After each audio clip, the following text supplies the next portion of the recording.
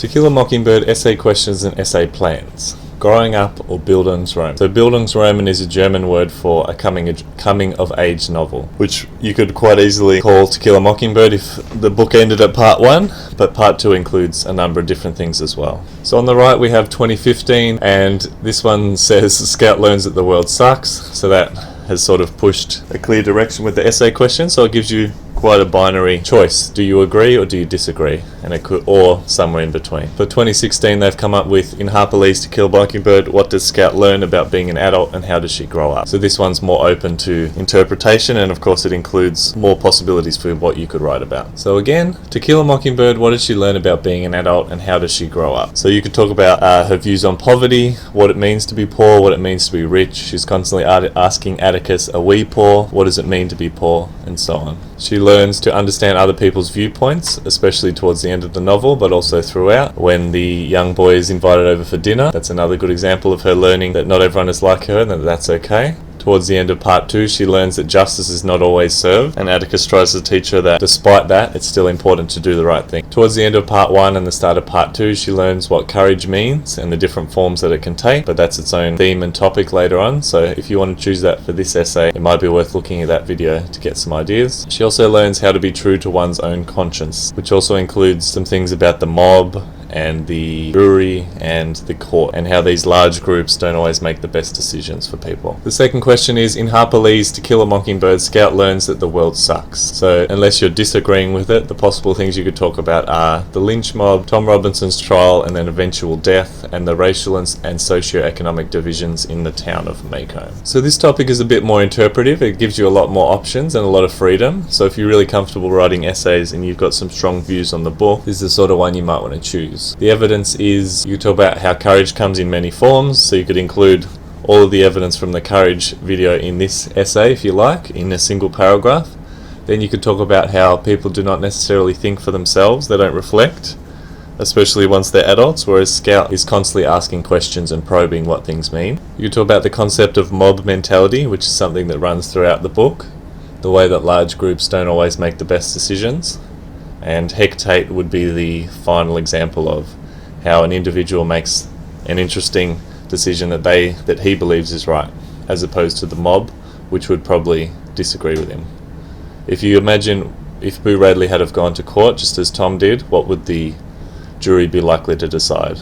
Whereas hectate makes his own decision based on his own morals and opinions, and that again would be very different to what a court might find. Scout learns that racist beliefs cut both ways, whereas Lula finds issue with Scout being in her area, but later on in the novel the Gem and Scout young children are welcomed into the coloured balcony without any trouble, but also that racism goes both ways. She learns to consider the viewpoint of others, and there's a number of very similar quotes about walking in someone's shoes, being in their skin, seeing things from their point of view, different metaphors for being empathetic, looking after other people and being able to cast yourself into their place and think about what they feel. Again, what poverty means, so why the hickory nuts arrive rather than payment for the entailment case, and so on. How Macomb is divided by many rules and societal expectations. So this is mostly covered in part 1, where various elderly women yell at Scout and Gem in a way to get them to do what society expects of them, and especially this is true of Scout expected to dress like a lady and act like a lady. She learns how to turn the other cheek and ignore or rise above insults.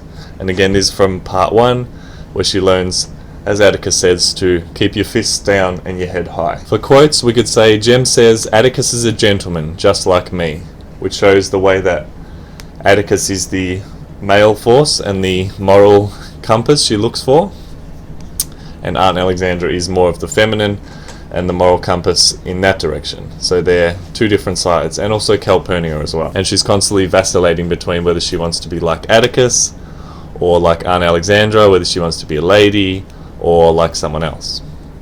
Atticus says it's never an insult to be called what somebody thinks is a bad name.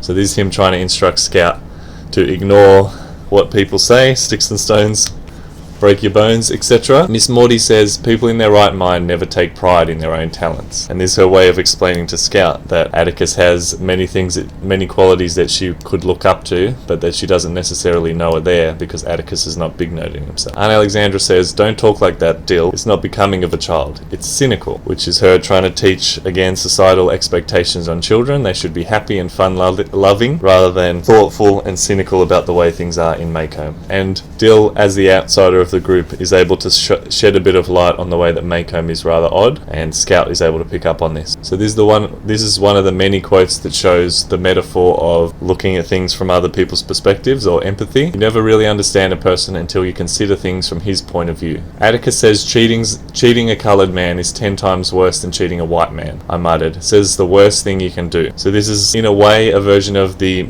Mockingbird motif. It's saying that cheating a coloured man or woman is 10 times worse than cheating a white man because they're already set behind, I guess. It's quite easy to take advantage of them, as the Yules take advantage of Tom, and that therefore it's 10 times worse. In terms of mob mentalities, this is quite a good quote. Every mob in every little southern town is always made up of people, you know? Doesn't say much for them, does it? This shows again that Atticus wants Scout to be a free thinker. He wants her to make her own decisions and her own choices, and not just follow the herd. Though it's complicated because he also wants her to fit within the mould of a young southern gentlewoman, and so he's conflicted about that, but Scout ultimately does learn to make her own decisions. Jem advises, don't pay any attention to her, just hold your head high and be a gentleman. So again, this is Jem's influence. He's trying to say that being a gentleman is the best thing.